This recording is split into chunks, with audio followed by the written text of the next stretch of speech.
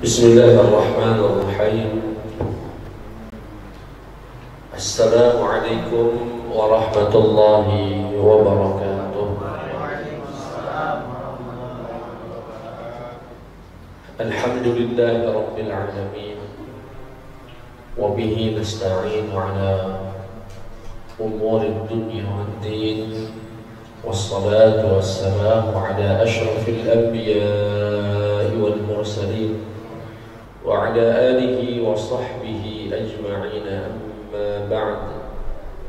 Jamaah Masjid At-Tahirin dan jamaah Majelis Hilir Mengaji yang dirahmati dan dimuliakan Allah Subhanahu wa ta'ala.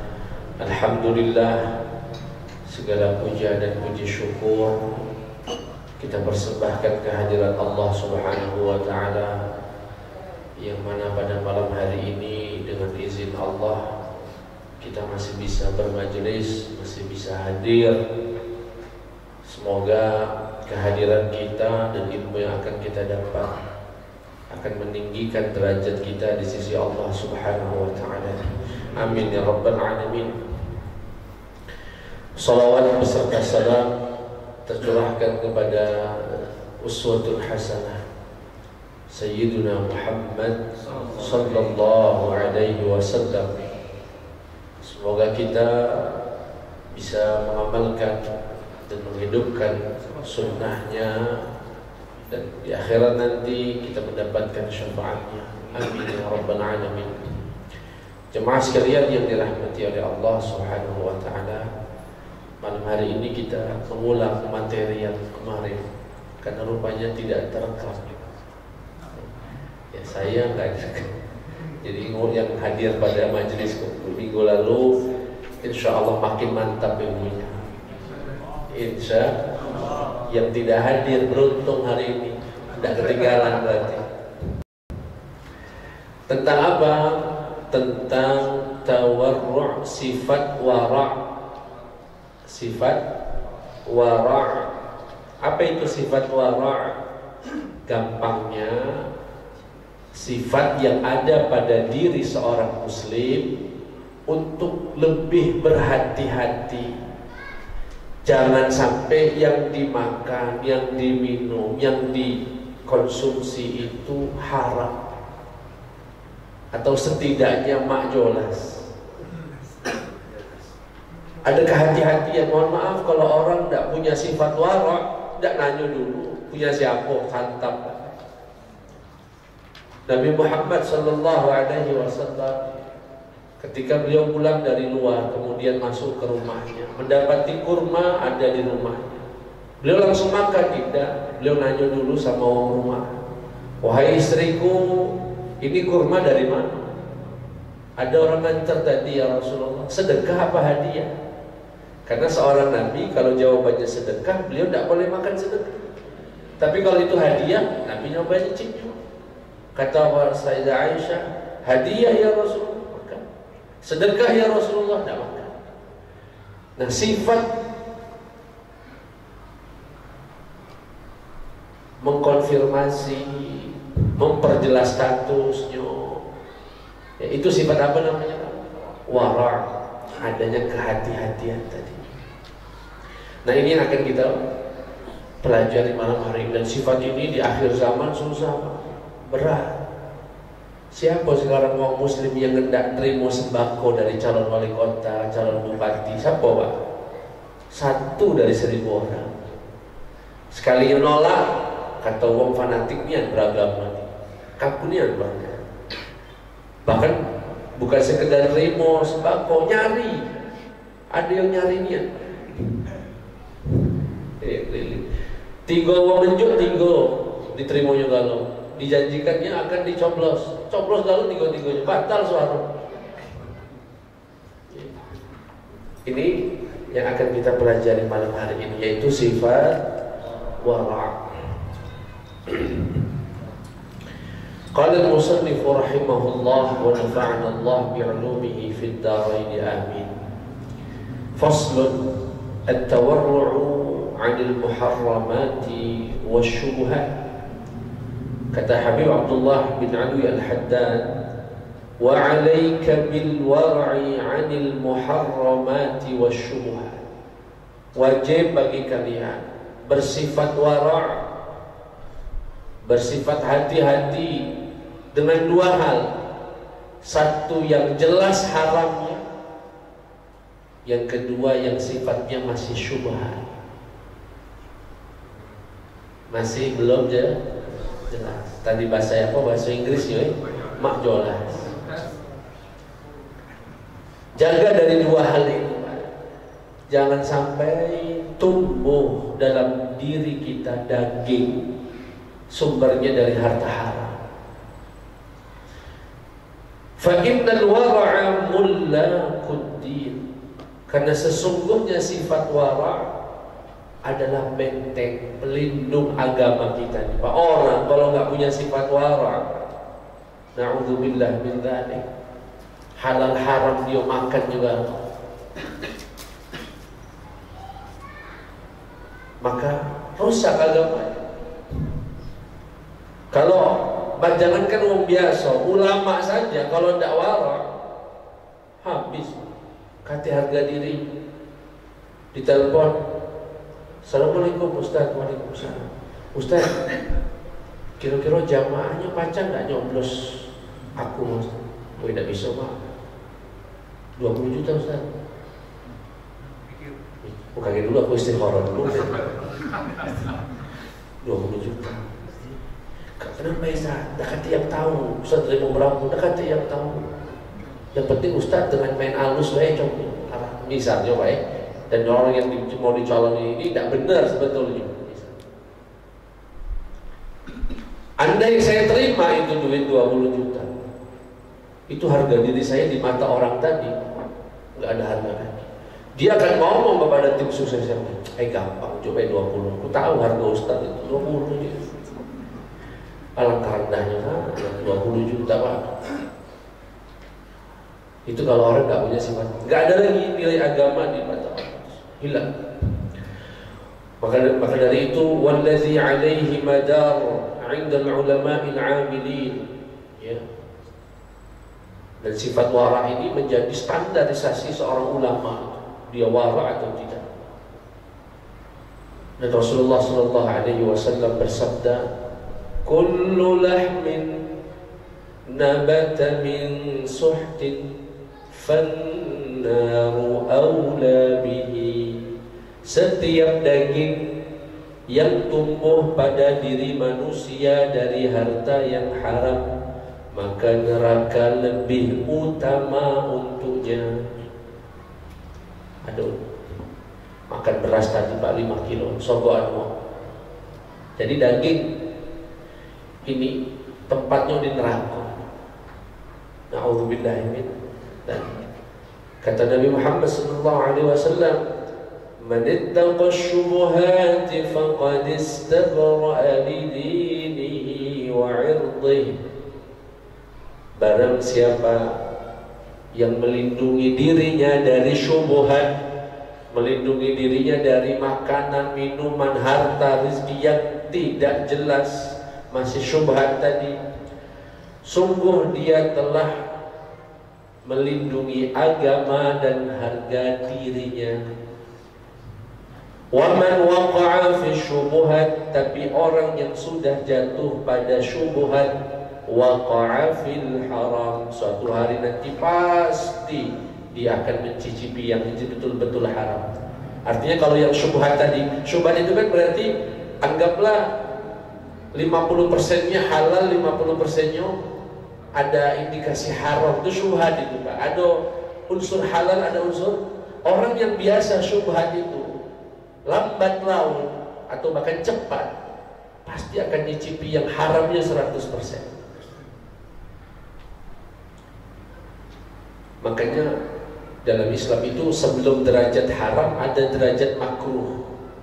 Orang yang biasa mengamalkan makruh, makruh ini biasa, makruh ini, makruh, lama-lama haram dia pakai, dia lakukan. Karra'i yar'a hawla al-hima yushiku an yarta'a fi. Hadis yang masyhur sekali. Seperti orang yang mengembala kambing, ya, kemudian atau hewan penggembalaan, biasa makan rumputnya ini di tanah-tanah perbatasan. Ini tanah dia, ini tanah umum. Dibiarkan juga sama yang punya gembala tadi, biarlah. Lama-lama ini akan makan rumput tetangganya. Itu yang dikhawatirkan. Makanya hati-hati. Apalagi seorang santri, seorang yang belajar agama, seorang muslim, jangan. Saya kasih contoh pada beberapa minggu yang lalu, ya. Misalnya ini warok ya Pak ya, Bapak Ibu ya, bicara warok. Nanti saya ada derajat-derajatnya. Warok ini juga ada tingkatan-tingkatannya, ya. Ada tingkatan. Nanti insya Allah pada waktunya kami uraikan. Malam ini fokus ulangi yang minggu lalu ini. Kondangan misalnya. Saat kondangan, biasanya kan yang mewakili tuan rumah saat sambutan mengatakan, kami tidak mengizinkan para tamu undangan pulang sebelum menyantap makanan yang sudah kami hidangkan. Halal tidak berarti makan, Pak? Halal. Tapi ngambil lauknya 5 potong.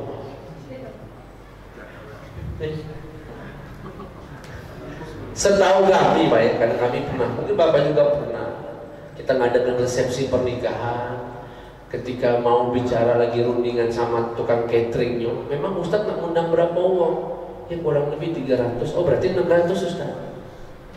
Biasanya waktu datang sama suaminya atau istrinya sama istrinya, suami sama istrinya. Oh berarti 600. Artinya apa? Makanan yang disiapkan oleh tuan rumah itu sudah menghitung jumlah. Lah kalau Bapak ngembek 5, jatah siapa yang ngembek? Subhan. Tapi kan diizinkan dia tadi Ustaz. Iya diizinkan, tapi ngerti lah kan. Nyumbang 20.000 makan 5 nambah pula.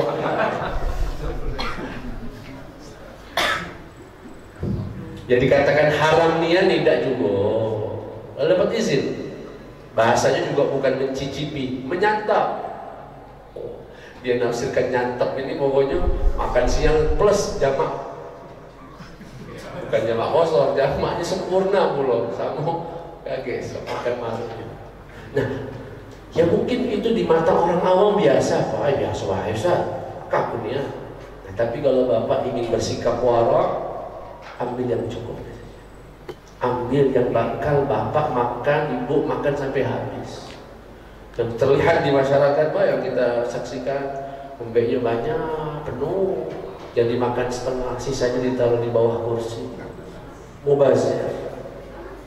Dosa tidak itu Pak?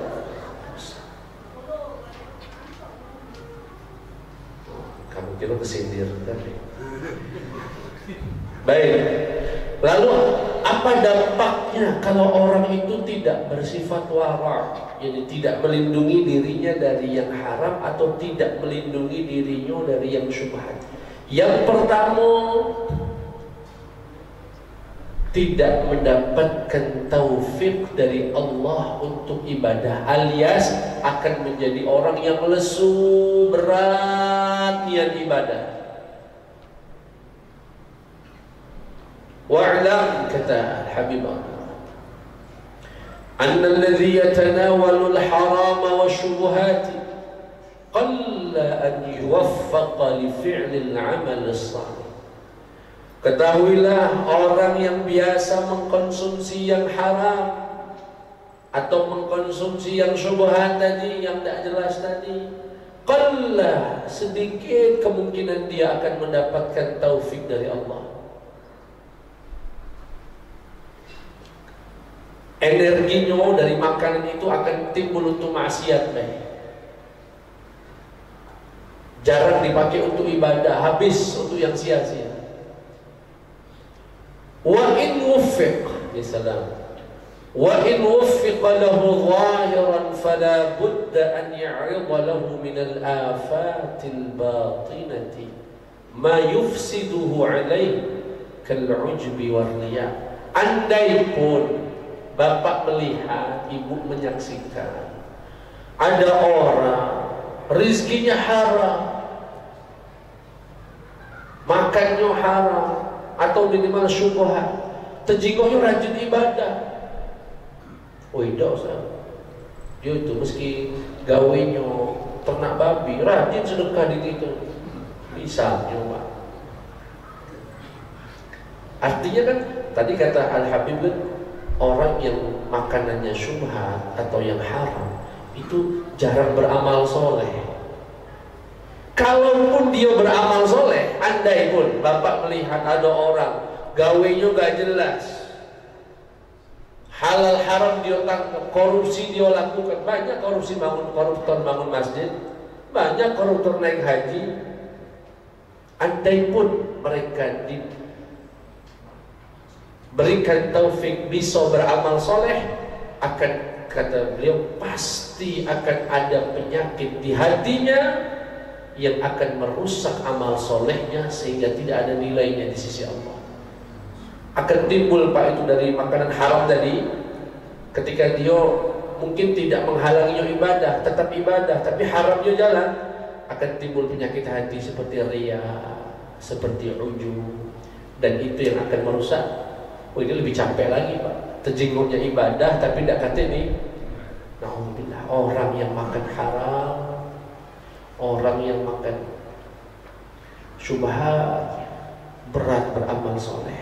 Kalaupun beramal soleh akan dibuat sia-sia dengan penyakit hati yang akan datang dalam hati.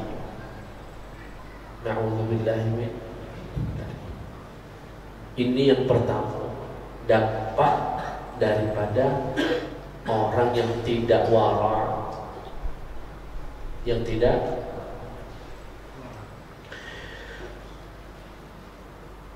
yang kedua, atau bukan kedua, ini apa namanya, menegaskan wa ala kulli halin falladhi ya'kulul harama 'amaluhu mardudun 'alayhi li'anna Allah tayyibun la yaqbalu illa tayyiban. Intinya kata beliau, pokoknya wong yang makannya haram itu amalnya gak diterima Allah. Kenapa? Karena Allah itu maha baik, tidak mau menerima kecuali dari yang baik saja. Allah itu maha baik dan tidak mau menerima kecuali yang dari yang baik. Bagaimana maksudnya Ustaz? Mohon maaf, ini belum perjelas di sini.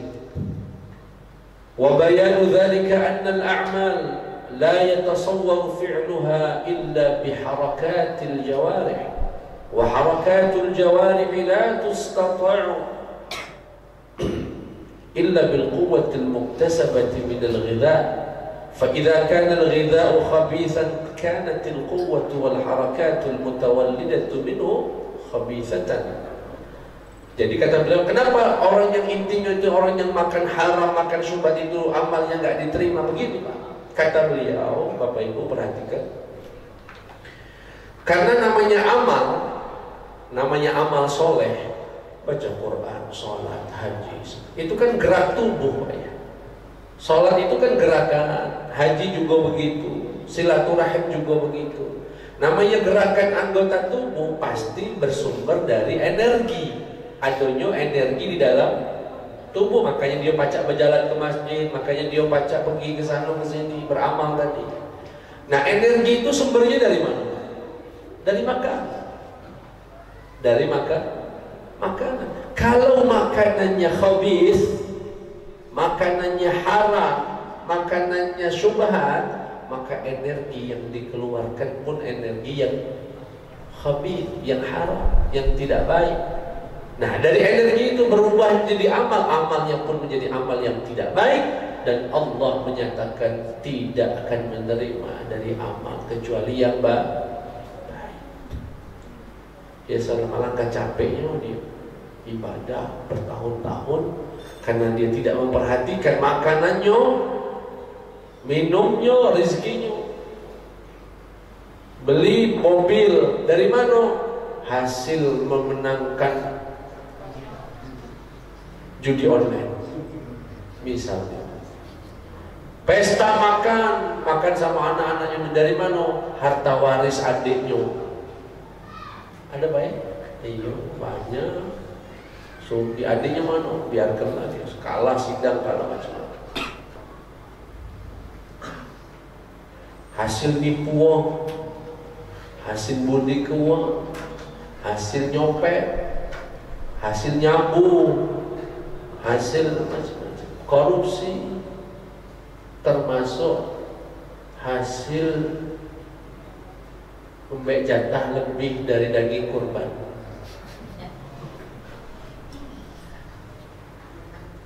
Kevin, bukan Kevin mas kami, umum ke singkok.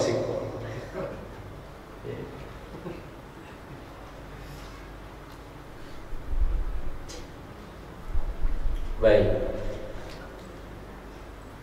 Diriwayatkan waruwiya marfu'an, ada satu riwayat marfu' yaitu kepada Nabi Muhammad sallallahu alaihi wasallam, beliau berkata, di sini sebelumnya ada satu riwayat dari sahabat Ibnu Umar, "Law shallaitum hatta takunu kal hanaya wa sumtum hatta takunu kal awtar lam yataqabbalillahu dzalika minkum illa biwara'in hajizin." Andaikan kamu orang kalian semua sholat sampai sempoyongan, sampai nunduk-nunduk saking banyaknya sholat, atau puasa sampai badanmu kurus kerempeng, tapi sumber rezekimu haram, Allah gak akan terima itu. Iya salah. Sholat semalaman, tahajudnya, witirnya, tapi rupanya rumah yang dia pakai untuk sholat itu hasil dari ngambil hak adiknya, hak waris adiknya. Na'udzubillah min dzalik. Gak akan diterima oleh Allah. Puasa sampai kurus kerempeng, tapi sumber kehidupannya dari rentenir, rupanya dia nganak ke duit, nganak ke apa dia? Bapak dem. Oh, Bang Patnem. Lintah darat.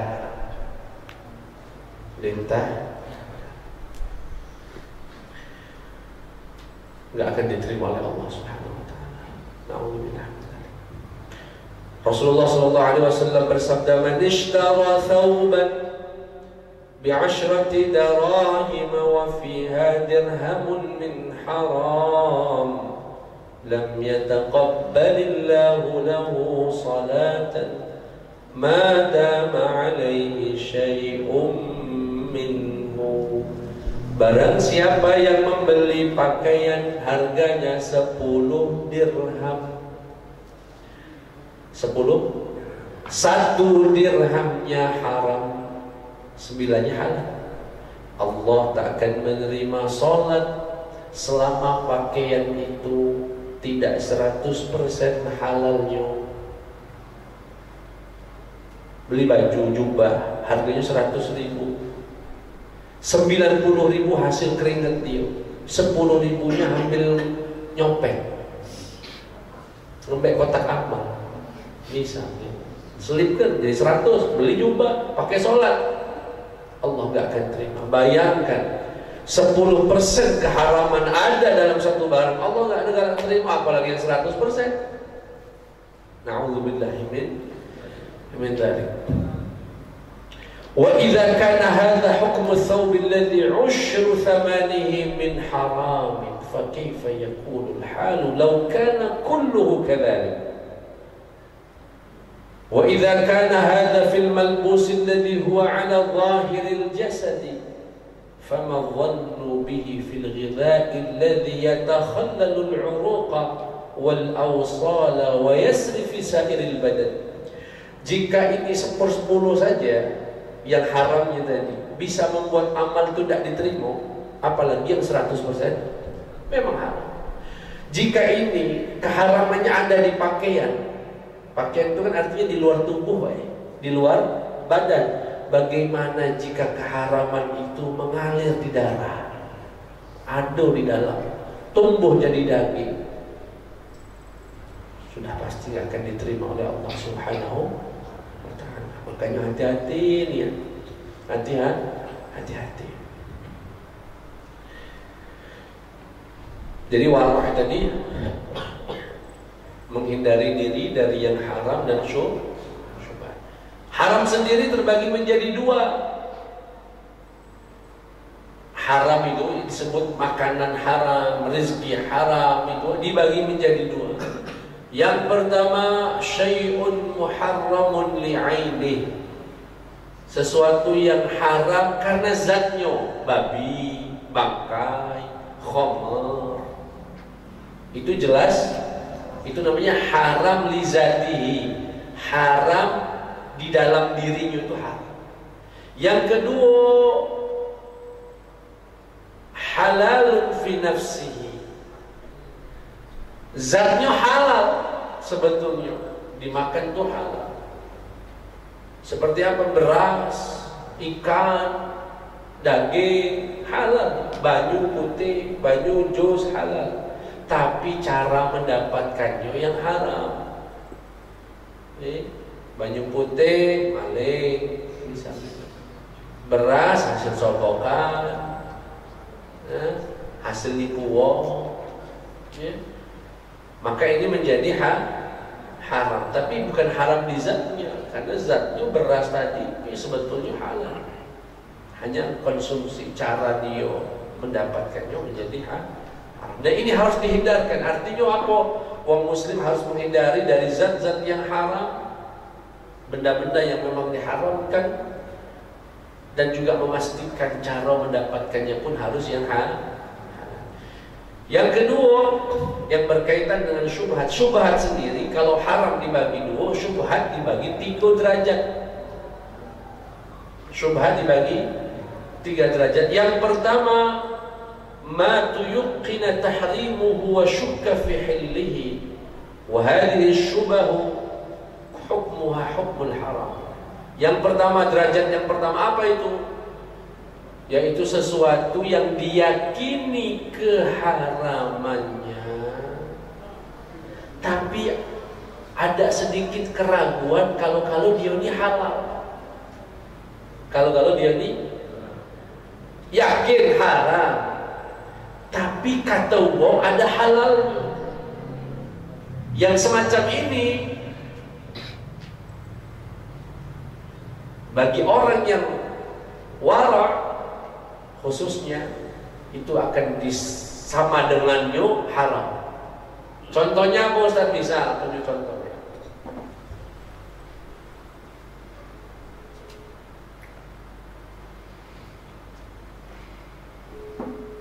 Rumah makan misalnya. Rumah makan. Tulisannya itu jelas. Rumah makan non halal. Ada yang lagi viral di mana? Di Solo apa di apa namanya? Widuran apa? Biduran apa widuran saya itu lah. Widuran. Sekarang kan ditulis pelangnya makanan non. Ada orang mengajak. Itu namanya yakin ini makanan yang dijual di Aduh kawan naktir gitu. Ayo makan itu. Jelas-jelas makan. Iya itu yang haram tuh ayamnya baik. Kangkung, aduh dia jual kangkung, tempe, sama baik ngecak gitu. Ada unsur kehalalannya nggak Pak? Ada unsur kehalal? Iya yang haram itu kan yang daging, yang sembelihan, dia macam, galau, kerupuknya haram. Entahlah kalau kerupuk aku tahu belinya dia, mulai ada sih. Yang begini haram semua. Haram semuanya, nak cabenya, nak apa, haram. Kira-kira jelas Pak? Ini syubhat derajat yang pertama, di mana benda itu, sesuatu itu dihukum, diyakini keharamannya, tetapi ada keraguan kalau dia dihalal, kalau yang diharam itu yang dagingnya baik, yang pakai minyak babinya baik. Lalapan di situ lah. Kalau tidak kena minyak, nggak kata minyaknya. Tetap haram semua. Sifatnya kita sebagai orang muslim menyifati yang semacam ini sebagai hukum yang haram. Derajat yang kedua, ma tuyuqina hilluhu wa wa syukka fi tahrimihi. Sesuatu yang diyakini kehalalannya tapi diragukan keharamannya. Dibalik, yakin halal tapi kalau sifat wara' mengajarkan kita afdolnya ditinggalkan. Contoh kondangan tadi, yang undang mengatakan Bapak Ibu silakan makan, gitu ya, silakan makan hidangan yang disediakan. Rupanya dia ini antri bawa plastik, nak bungkus, tapi aku bungkus. Ustaz dia ngomong sama kawannya, aku dibungkus, bukan bungkus yang lain, bungkus jatah. Aku tidak bisa makan di sini. Buru-buru aku nak makan di rumah lain. Sebetulnya halal nggak itu Pak? Yang mau dia ambil itu, yang jatah dia diizinin sama yang tuan rumah tadi, cuma mau dibawa Bu. Yakin halalnya karena diizinkan makan makanan tersebut. Cuma timbul keraguan. Itu tuan rumah hanya mengizinkan kalau makannya di sini atau boleh baca di rumah. Kalau ngambilnya jatahnya lebih sampai bawa rantang ke situ, ya jelas itu. Ini yang dibawa pulang itu jatah dia. Anggaplah dia makan, mami sudah dipiringi, tidak jadilah aku bungkus balik. Nah ini halal ya, halal. Tapi kalau dibawa balik tidak boleh. Sifat wara' tidak mengambil. Dah tak usah. Aku beli di luar baik. Aku makan yang di luar saja. Itu sifat wara'nya begitu. Tapi kalau standar orang awam, santai. Kata masalah. Yang ketiga, minha ma huwa baina dzalika alladhi yahtamilu an yakuna halalan wa yahtamilu an yakuna haraman. Kalau yang ketiga ini setengah-setengah, 50-50. Ada halalnya, ada haram. Ada halalnya, ada. Seperti apa Ustaz? Nerimo sedekah dari tetangga yang sumber rizkinya ada yang halal, ada yang haram. Aku punya tetangga soge nih Ustaz, dan gawainya apa masalah itu? Banyak Ustaz. Ada ternak ayam, ada ternak babi, ada babi itu. Tahu-tahu dia nak bagi-bagi sedekah. Sedekah ini halal apa haram? Kalau dia dari yang babi, setengahnya dari yang hasil. Makanya kalau terima dari orang-orang yang mencurigakan, banyak aku udah sebut lah, tukang sabu bagi-bagi sembako kalau nak Ramadan, gak sungguh juga mereka itu, bagi-bagi sedekah macam-macam. Koruptor itu banyak yang berbagi-bagi sedekah. Tapi kan kalau orang tersebut sumber rezekinya haram galau, jelas ini ada halalnya, ada haramnya. Diterima nak kira-kira Ustaz? Jiwa dulu berapa?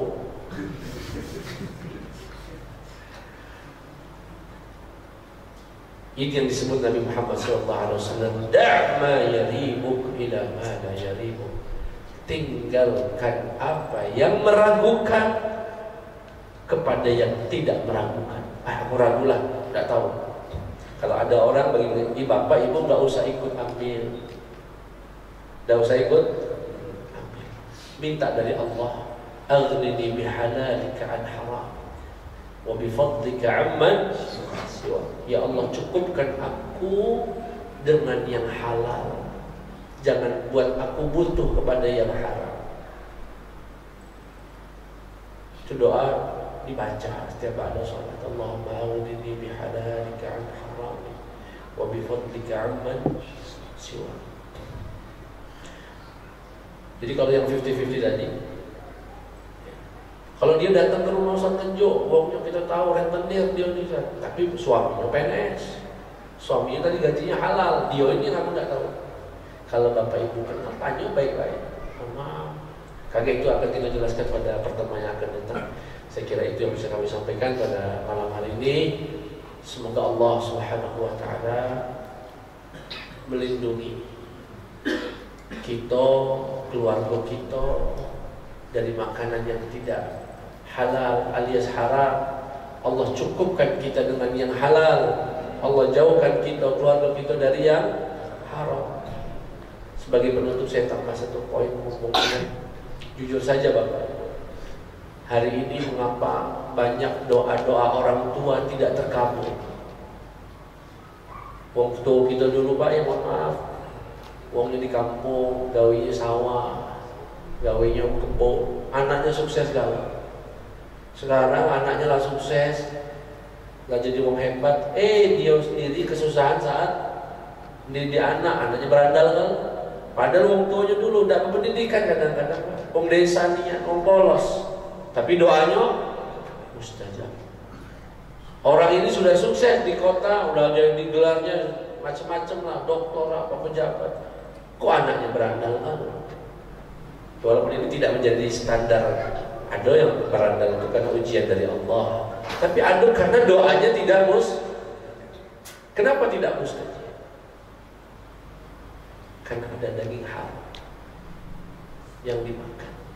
Sallallahu alaihi wasallam bersabda,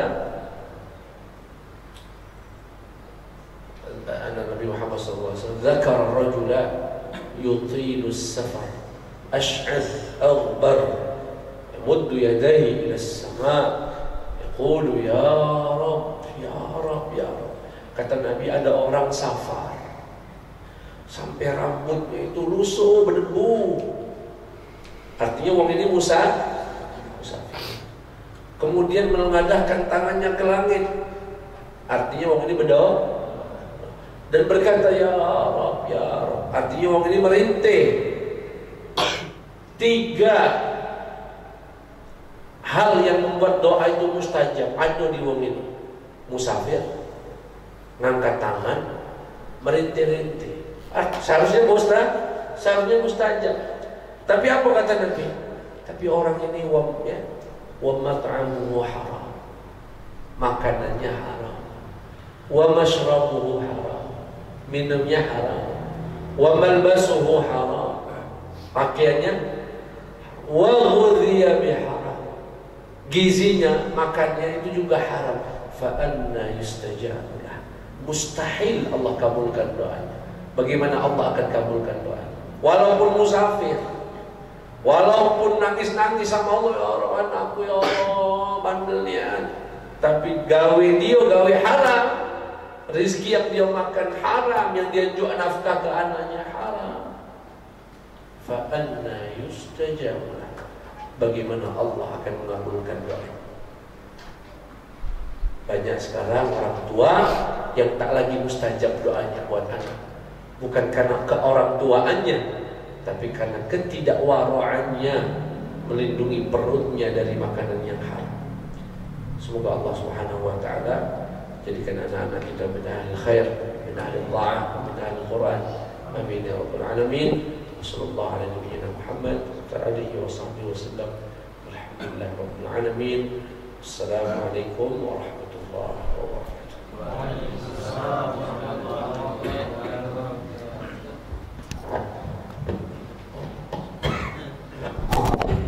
Ini belum selesai materi.